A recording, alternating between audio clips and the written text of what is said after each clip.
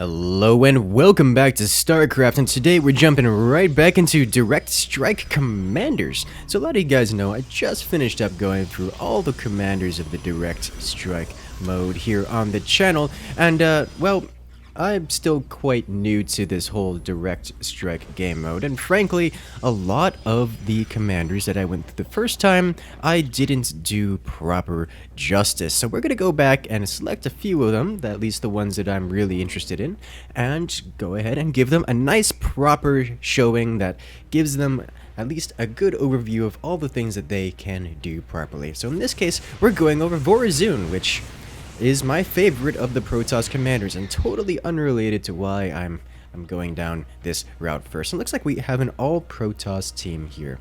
So I'm going with a different strategy than my teammate is. I'm going with the counter the enemy strategy, and that's because Vorazun's units are very one-directional. They're very strong at what they do, and what they do is mostly hard countering a very specific kind of units, or just spell casting some kind of area denial, or crowd control type abilities, which makes them really good at creating some form of very strong and well-pointed tool at countering whatever it is the enemy is doing. So it looks like we're up against a Kerrigan who's happily going with some upgraded Zerglings to hop across the field. So we can deal with that by going with Oracles to just rain from the sky, or we can go with Mass Centurions and Dark Templar, which, you know, honestly might not be a bad idea, but we already have another Vorazun unit that's going for that kind of build. So I'm going to go with the aircraft build. Get a couple oracles out. And one more. And let's just get the 4 and the stealth upgrade for them. There we go. Well, hello there. Let's see if we can't give you a good showing. So right now my Vorazun teammate is getting a little wrecked by these Legionnaires. That could be solved with a couple Dark Templars and maybe a couple more Legionnaires. Actually, that should be enough Legionnaires if he just gets a couple Dark Templar back there. Now this should clear out the wave eventually. It's got a good amount of healing, so they don't have anything that can detect and or shoot up. So we're just gonna clear that out pretty well and stack up against the next wave here, which I don't actually recall what it is. Oh yeah, we're just gonna clear this out real easy. These are light units, which the oracles do extra damage versus, so that's gonna be all nice and dandy. I'm gonna get one more oracle, mostly because I like having it all symmetrical and stuff. We're gonna get in a simulator to work on getting our economy, as we strongly, very firmly own the middle right now. And then we're gonna save up. We're gonna see what the Kerrigan branches into, and then just hard counter that as hard as we can. And Kerrigan actually doesn't have a whole lot of options to help out with this.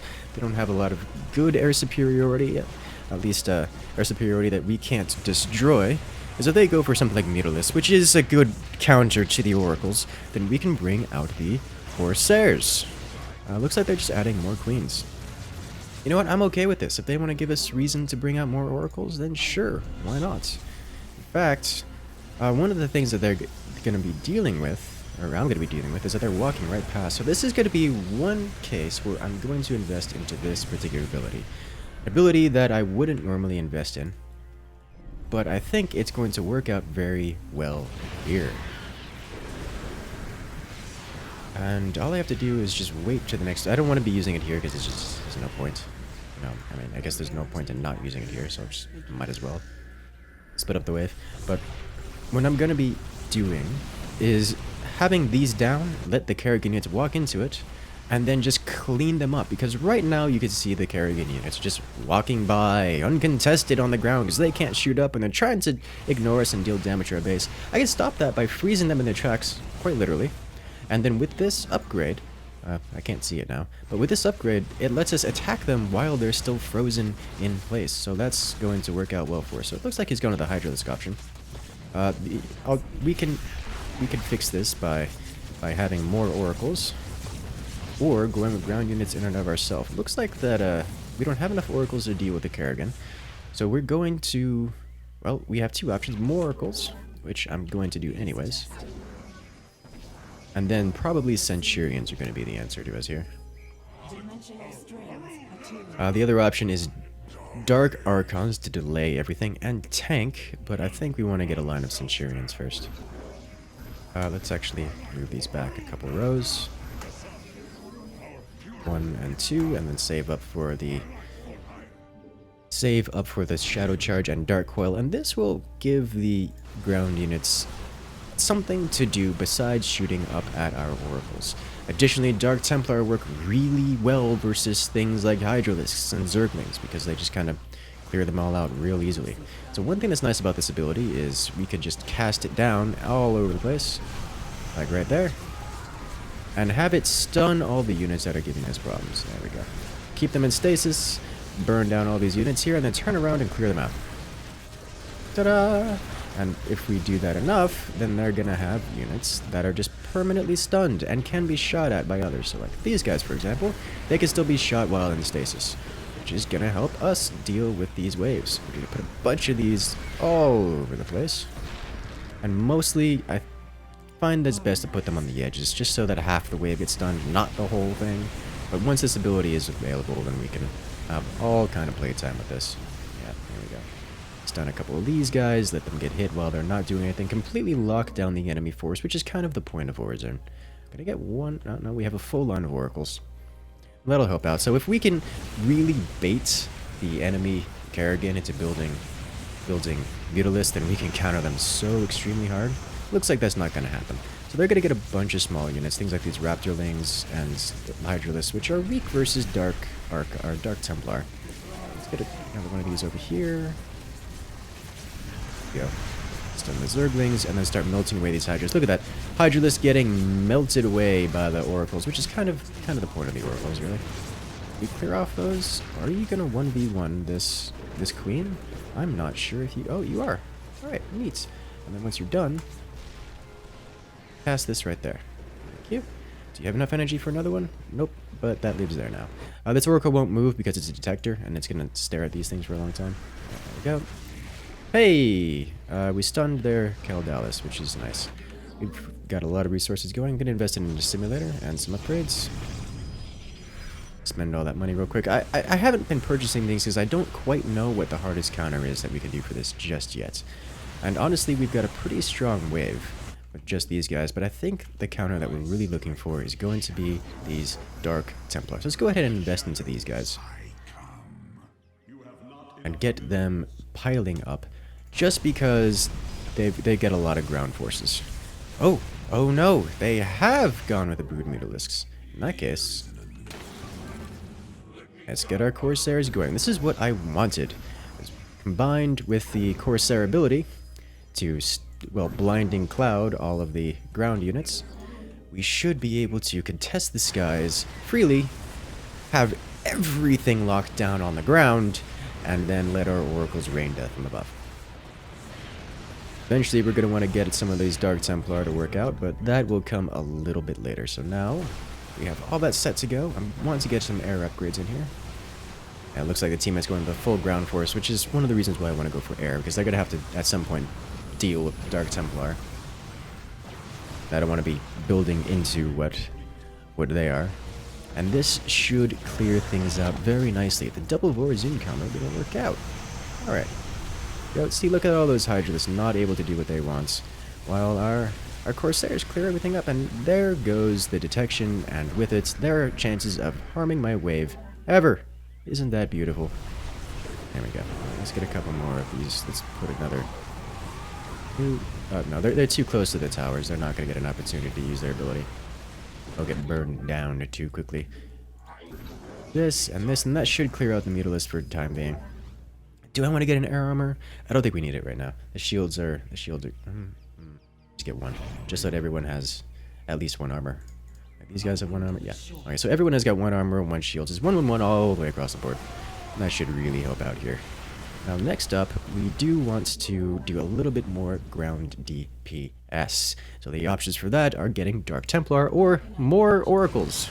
We don't have... Do they have an Artana? They don't have an Artana, so they do have... I do have Deimos Vikings available to them, which might become a concern.